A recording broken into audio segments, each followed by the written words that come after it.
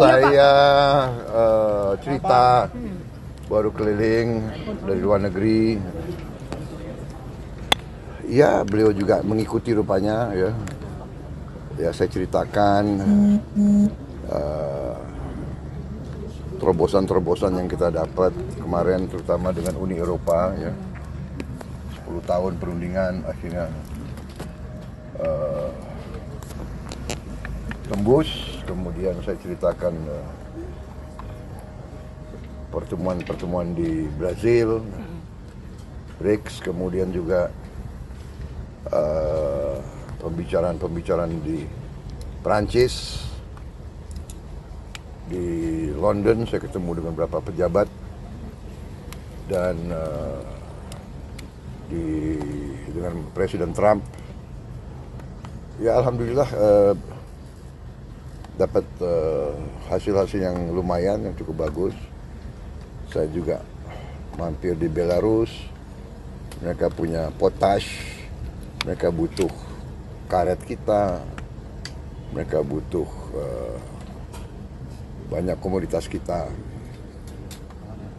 Dan ternyata harga coklat dunia lagi sangat tinggi, dan banyak berharap coklat dari kita. Kita juga harus segera pembibitan baru, peremajaan baru. Ini kita sudah akan lakukan karena ternyata harga coklat naiknya sangat signifikan di dunia, karena rupanya di Amerika Latin dan di Afrika mungkin ada wabah yang merusak banyak pohon-pohon coklat di Amerika Latin dan di Afrika.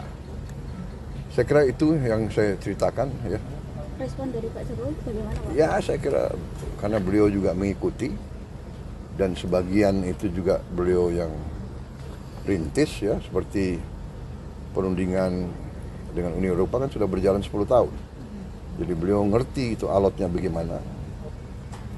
Tapi ya dengan kita lihat situasi global yang tidak menentu sekarang, baik Uni Eropa dan Indonesia ya berkepentingan untuk selesaikan dalam waktu cepat. Dan alhamdulillah, dan bagi saya ini kehormatan bagi Indonesia. Kenapa? Saya diterima di Uni Eropa hari Minggu. Bagi orang Eropa Barat terutama, tapi Eropa hari Minggu itu sakral, itu nggak boleh ada yang kerja gitu.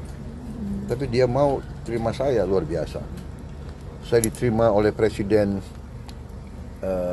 European Union Commission, yaitu eksekutifnya lah, dan European Union Council, presidennya itu adalah council ini dewan daripada kepala pemerintah 27.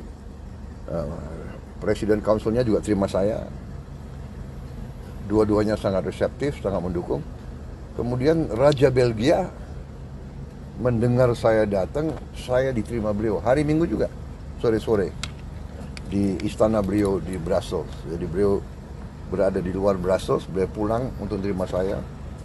Dan ya akhirnya demikian ya, bahwa kadang-kadang memang capek, kita banyak keliling di luar negeri, tapi hal-hal itu kadang-kadang harus ada pendekatan langsung, pendekatan personal, pribadi antara pemimpin-pemimpin, sehingga mereka juga faham, dan mereka ada trust, ada kepercayaan.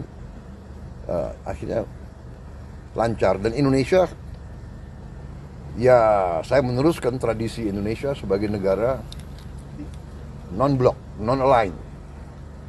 Kita terkenal bahwa kita tidak mau ikut blok manapun. Kita ikut di BRICS dari kepentingan ekonomi kita.